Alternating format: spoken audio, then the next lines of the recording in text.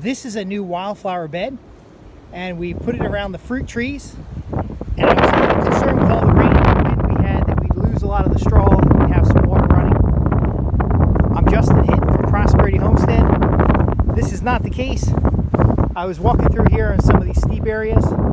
I was concerned that the watershed up this hill here would run down here and cause some channeling. And so you got to check your tillage after you do it, but it looks like everything's pretty stable. We have a number of seeds in here, but let me share with you why we didn't till right up next to the tree. So trees have a drip line, which is about as far as the furthest branches go, kind of the crown of the tree.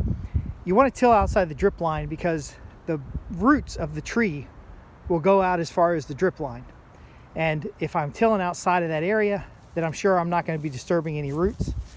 And so without disturbing the ground next to the tree, we can maintain the tree's roots, even though it's been torn all to hell with deer. We're still protecting the tree. So we can till out here, and we are producing space to put our wildflowers in, to put additional trees in, but we're not disturbing the existing trees. And you can see the trees up there.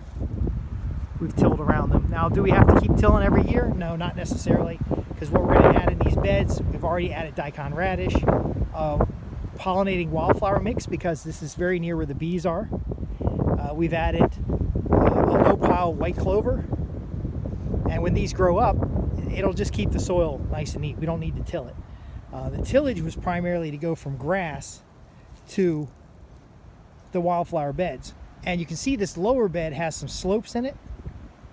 May not be able to see that on the camera, but we want to make sure that the watershed above doesn't come down here and wash this out. So what we've done is we've cut the hill into several sections, not just for access, but also so that we have designations on contour of different types of plants. So the grass, water might run smooth, faster across the grass, but when there's wildflowers and stuff that is about knee high, waist high, the water's less likely to run across there. We also want the grass openings so that when the flowers are mature, if there's mice or anything living in them, when they run across these openings, they'll get predated by either the chickens or they'll get predated by hawks and other birds.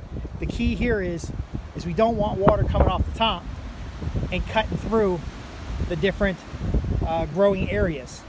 So ultimately, I'm just out here checking to make sure we don't have any water running. It looks like a little stream. I'm also picking out some of these rocks that have been uncovered by the rain and throwing them up here.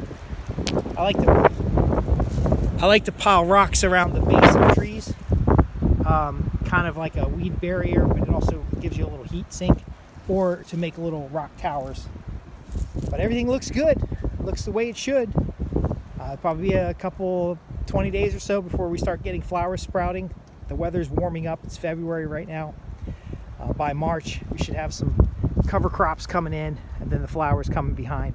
The flowers grow much taller than the cover crops, so even if the cover crops come first, we'll still have plenty of head space once the flowers get above the cover crop itself. I'm Justin Hitt with Prosperity Homestead. This is a giant wildflower bed of pollinating flowers native to southeastern Virginia, or southwestern or south central Virginia, and we're going to make this thing grow. Stay tuned for, like and subscribe. Stay tuned. We'll show you some updates, and I think I have a couple videos on how we built this. But this is a wildflower bed, pollinators, and then we're going to introduce herbs, and we're going to introduce other types of plants. So we almost have a micro food forest, preparing the soil for future fruit trees.